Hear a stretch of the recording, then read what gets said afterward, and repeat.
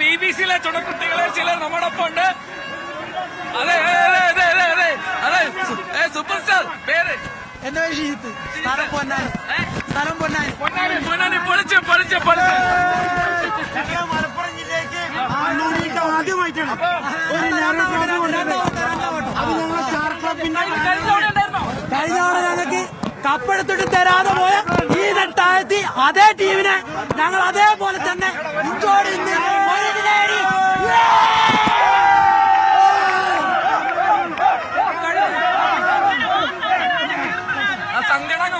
സങ്കടം മാറി അല്ലേ?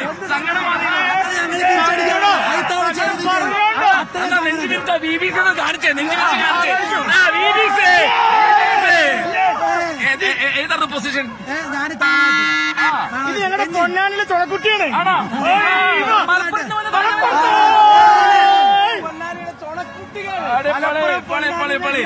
എന്തായാലും നിങ്ങളുടെ വിജയം ഏറ്റവും അർഹതപ്പെട്ട വിജയാരുടെ കുത്തകല്ലോ. എത്ര കഷ്ടപ്പെടുന്നോ അവര് ജയിക്കട്ടെ, അത്രേ ഉള്ളൂ. ഹാപ്പി അല്ലേ? അപ്പൊ ആർപ്പായിട്ടാലോ?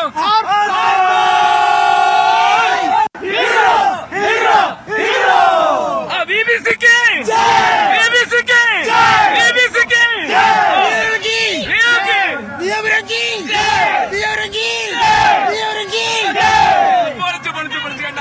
കണ്ട പൊന്നാനി മറന്നു വന്നിട്ട് BBC-ക്ക് വേണ്ടി സെറ്റാക്കി വിളിച്ച് അപ്പൊ എന്താണല്ലേ ഇവിടുത്തെ കാഴ്ച തീരുന്നില്ലെന്ന് തോന്നുന്നു. അതെ, ഞാൻ ഇച്ചിരി വെള്ളം കുടിക്കട്ടെ. എന്നാ പിടിച്ചോ. അപ്പോ 71ാമത് നെഹ്റു ട്രോഫി വള്ളംകളിക്ക് അങ്ങനെ സമാപനമാവുകയാണ്. നെഹ്റു ട്രോഫിയുടെ മുഴുവൻ വീറും വാശിയും ആവേശവും അതേപടി ഒരിഞ്ച് ചോരാതെ കിട്ടിയ ഒരു ഫൈനൽ മത്സരമായിരുന്നു ഇന്ന് നടന്നത്. ഫൈനൽ മാത്രമല്ല, ഹീറ്റ്സില് എന്തുവായിരുന്നു ലൂസേഴ്സ് ഫൈനലും അതേപോലെ തേർഡ് ഹീറ്റ്സ് അങ്ങനെ ഇടയ്ക്കിടയ്ക്ക് ഇങ്ങനെ വന്ന് അത് മുറുകയും താഴ്ന്നും ഒരു വള്ളംകളിപ്പാട്ട് പോലെ വഞ്ചിപ്പാട്ട് പോലെ മുറുകയും അയഞ്ഞും ഒക്കെ പോവുമായിരുന്നു. എന്തായാലും ഫൈനൽ എന്ന് പറയുന്ന ഒരു വിഷ്വൽ ട്രീറ്റ് ആയെന്ന കാര്യത്തിൽ സംശയമില്ല. 4 വള്ളങ്ങൾ വന്ന വരവ് കാണണമായിരുന്നു. ഇവിടെ ഈ അവസാന 100 മീറ്ററിൽ എത്തുന്നത് വരെ ആരാണ് മുന്നിൽ ആരാണ് പിന്നിൽ എന്ന് മനസ്സിലാവുക പോലും ചെയ്യാത്ത തരത്തിൽ അത്ര ഗംഭീരമായാണ് 4 ക്ലബുകളും തുഴഞ്ഞത്. ഹീറ്റ്സിൽ തന്നെ അവർ കുറച്ച് സമയം വളരെ ശ്രദ്ധേയമാണ്. ഏറ്റവും ബെസ്റ്റ് ആയി വള്ളംകളിയിലെ ഏറ്റവും മികച്ച സമയങ്ങളിൽ ഒന്ന് കുറിച്ചാണ് ഈ 4 പേര് ഹീറ്റ്സിലേക്ക് എത്തിയത്. 4:20, 4:21, 4:21, 4:22 അങ്ങനെ ഏറ്റവും മികച്ച സമയം കുറിച്ചുകൊണ്ട് അവർ ഫൈനലിലെത്തി. അതേപോലെ ഫൈനലിന് നെഹ്റു ട്രോഫി ഫൈനലിന് ഉതകുന്ന തരത്തിലുള്ള ഒരു പെർഫോമൻസ് അവർ കാഴ്ചവെച്ചു. അങ്ങനെ അതിഗംഭീരമായ ഒരു വിഷ്വൽ ട്രീറ്റ് തന്നെ പ്രേക്ഷകർക്കും ഒപ്പം ഞങ്ങൾക്കും കിട്ടി. തീർച്ചയായിട്ടും അവർ പറഞ്ഞൊരു കാര്യം കണ്ടില്ലേ, മലപ്പുറത്ത് നിന്ന് വന്ന ആളാണ് താളത്തിൽ നിന്നത് എന്നുള്ളതാണ്. അപ്പൊ ഈ താളമൊക്കെ എത്ര പ്രാധാന്യമുള്ളതാണെന്നുള്ളത് നമ്മൾ ഇന്നലെ കണ്ടതാണ്. ആ ഒരു താളത്തിൽ ആ സിഗ്നലാണ് അല്ലെ, വള്ളം എങ്ങനെ പോകണം, എങ്ങനെ തുഴയണം. ഈ 100 തുഴക്കാരെ അല്ലെങ്കിൽ 80-90 തുഴക്കാരെ നിയന്ത്രിക്കുന്നത് ആ ശബ്ദമാണ്. നമുക്ക് BBC-യുടെ കളിക്കാരൊക്കെ അവിടെ ഉണ്ട്. അവർ ആവേശത്തോടെ കഴിഞ്ഞ കൊല്ലത്തെ ആ നെഞ്ച് തകർന്നു പോയതിന്റെ ആ ദുഃഖം മാറ്റിക്കൊണ്ട് അതൊരു ശരിക്കും ഒരു സങ്കടം കഴിച്ചു. അന്ന് റിപ്പോർട്ട് ചെയ്ത ശരണി അത് കണ്ടതാണ് അല്ലെ. അവരവിടെ ചെന്ന് കാത്തു നിൽക്കുകയായിരുന്നു. ഇപ്പം ആ കൊഴിച്ചിക്കാരൻ പറഞ്ഞത് അനൗൺസ്മെന്റ് വരാൻ വൈകി. ആ തുഴഞ്ഞ ആ പുള്ളി പറഞ്ഞതുപോലെ ഇതുവരെ കഴിഞ്ഞ പ്രാവശ്യം പ്രത്യേകം എന്ന് പറഞ്ഞാൽ ഇതുവരെ അങ്ങനെ ഒരു മൈക്രോ സെക്കൻഡ് വെച്ചിട്ട് നെഹ്റു ട്രോഫിയുടെ വിജയം നിശ്ചയിച്ചിട്ടേ ഇല്ലായിരുന്നു. പെട്ടെന്ന് അങ്ങനെ ഒരു ജയിച്ചു എന്ന് പറഞ്ഞൊരു ടീം കയറി നിൽക്കുന്നു. എല്ലാവരും കണ്ണിൽ അവർ ജയിച്ചു എന്ന് പറയുന്നു. അവർ ഈ 4 മൈക്രോ സെക്കൻഡ് തോറ്റു എന്ന് പറയുമ്പോഴത്തേക്കും അവരെ കയറി മോൾ നിൽക്കുക. അവരുടെ സങ്കടം. എന്നിട്ട് അനൗൺസ്മെന്റ് ഒരുപാട് താമസിച്ചു. നമ്മളൊക്കെ കുറെ ദൂരം പോയതിനു ശേഷമാണ് ആരാണ് വിന്നർ എന്ന് അന്ന് നോക്കിയത്. പക്ഷെ അന്നത്തെ ആ വേദന അവർ മറക്കാണ്. നമ്മൾ ആ ദൃശ്യങ്ങളിൽ കാണാം. അവരുടെ ആഘോഷം വെറുതെ അല്ല. ഇന്ന് എന്ത് ഭംഗിയായിരുന്നു ഇന്ന് ഫൈനലിൽ നടക്കുന്ന ഒരു ക്ലൈമറ്റ്. അതാണ് ഏറ്റവും ഭംഗിയുള്ള ക്ലൈമറ്റ് ആയിരുന്നു. സുഖകരമായ ഒരു ക്ലൈമറ്റ്. രാവിലെ തൊട്ട് നല്ല മഴ, അത് കഴിഞ്ഞ് പൊള്ളുന്ന ചൂട്, നിൽക്കാൻ പറ്റാത്ത ചൂടായിരുന്നു. ആ ചൂട് കഴിഞ്ഞു. പിന്നെ ഒരു 2 മണി തൊട്ട് ഏറ്റവും നല്ല കാലാവസ്ഥ. ചൂടില്ല, വെയിലില്ല, മഴയില്ല, ഒന്ന് മൂടിക്കെട്ടി ചെറിയൊരു ഉഷ്ണം തോന്നുന്ന തരത്തിൽ. പക്ഷേ സുഖമായി നിന്ന് കാണാൻ പറ്റുന്ന അതൊക്കെ സഹിക്കും. നല്ല മനോഹരമായ കാലാവസ്ഥ, നല്ല മനോഹരമായ ഒരു ദൃശ്യാനുഭവം. അങ്ങനെ വള്ളംകളിയെ അതിന്റെ പൂർണ്ണതയിൽ ആസ്വദിക്കാൻ ഇവിടെ എത്തിയ ഓരോരുത്തർക്കും കഴിഞ്ഞ സൗകര്യക്കുറവൊക്കെ ഉണ്ടായിരുന്നു. അത് പറയാതെ പോകാനും പറ്റില്ല. കാരണം ഞങ്ങൾക്ക് ഇവിടെ ഇരുന്നത് പലപ്പോഴും ഇത് പൊട്ടി വീഴുമോ എന്നൊരു ആശങ്കയോടെയായിരുന്നു ഇരുന്നത്. അതൊക്കെ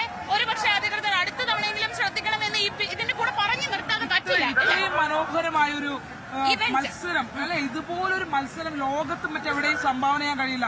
അത്രയധികം ആളുകൾ വരുന്നൊരു ഇടമാണ്. ടൂറിസം മന്ത്രി ഈ മത്സരം നടക്കുന്നതിനിടയിൽ ഹീറ്റ്സ് മത്സരങ്ങൾക്കിടയിൽ അദ്ദേഹത്തിന് ആവേശം വന്നിട്ട് അദ്ദേഹം സ്പീഡ് ബോട്ടിൽ ഇതിലെ കൂടി മന്ത്രി പി പ്രസാദ്, ഒപ്പം തന്നെ P Chittaranjan MLA, Ambalappuzha MLA എക്സലാം, ഒപ്പം തന്നെ ടൂറിസം മന്ത്രി, കേരളത്തിന്റെ ടൂറിസം മന്ത്രി മുഹമ്മദ് റിയാസ്, അദ്ദേഹം കടന്നുപോയത് ഈ മുന്നിൽ കൂടെയാണ്. ഇവിടെ അദ്ദേഹം കാണേണ്ട ഒരു കാഴ്ചയായിരുന്നു. അദ്ദേഹം ഈ ഗ്യാലറിയിലേക്ക് നോക്കി കാണികളെ അഭിസംബോധന ചെയ്യുമ്പോൾ അവരിൽ നിന്ന് 1000-ലധികം രൂപ മേടിച്ച് 1500 രൂപ മേടിച്ച് അവർക്ക് ഒരുക്കിയ സൗകര്യമാണോ ഇതെന്നുള്ളതാണ്. ഈ ആകാശം കാണുന്ന വെറുതെ അല്ല. ഇപ്പൊ നിങ്ങൾ ഈ ദൃശ്യങ്ങളിൽ കാണുന്ന ആകാശം ആ പൊളിഞ്ഞു പോയ മേൽക്കൂരയ്ക്ക് പകരം ഇന്നലെ ഒന്നും ചെയ്തില്ല. ഇന്നലെ പൊട്ടി വീണു. ഇന്ന് എപ്പോ വേണമെങ്കിലും പൊട്ടി വീഴും. ഇപ്പോഴും അത് പൊട്ടി വീഴാനുള്ള ഒരു ചാൻസ് അവിടെ നിൽക്കുകയാണ്. മഴ ഒന്നും കൂടെ കനത്ത് പെയ്ത ആ ടാർപോളിൻ പൊട്ടി വീഴും. ഒരപകടവും ഇല്ലാതെ കഴിഞ്ഞു എന്ന് പറയുന്നത് തന്നെ വലിയൊരു കാര്യമാണ്. പക്ഷെ ഏറ്റവും സുന്ദരമായ ഒരു കാഴ്ചാനുഭവം, ഏറ്റവും മനോഹരമായ ഒരു വള്ളംകളി അനുഭവം പ്രേക്ഷകർക്ക് സമ്മാനിച്ച് 71ാമത് നെഹ്റു ട്രോഫിക്ക് കൊടിയിറങ്ങുകയാണ്. കാത്തിരിപ്പിനൊടുവിൽ, നിരാശയ്ക്കൊടുവിൽ ഏറ്റവും പ്രതീക്ഷയോടെ വന്ന VBCയും വിയപുരവും ഇതാ നെഹ്റു ട്രോഫിയും കൊണ്ട് മടങ്ങുന്നു. ആവേശകരമായ ഒരു വള്ളംകളി ദിവസം കൂടി അവസാനിക്കുകയാണ്. ജലരാജാക്കന്മാരുടെ രാജാവായി വിയപുരം മാറുന്ന പശ്ചാത്തലമൊരുങ്ങുകയാണ്. കഴിഞ്ഞ തവണത്തെ കണ്ണീരൊഴുക്കിപ്പോയ വിയപുരം ഇത്തവണ അത്യാഹ്ലാദത്തോടെ നെഹ്റു ട്രോഫി ഏറ്റുവാങ്ങാനുള്ള തയ്യാറെടുപ്പിലാണ്. വലിയ തോതിലുള്ള മത്സരം കാഴ്ചവെച്ചു. വലിയ ആവേശകരമായ ഫൈനൽ കാഴ്ചകൾക്കാണ് പുന്നമടയുടെ ഫിനിഷിംഗ് പോയിന്റ് സാക്ഷ്യം വഹിച്ചത്.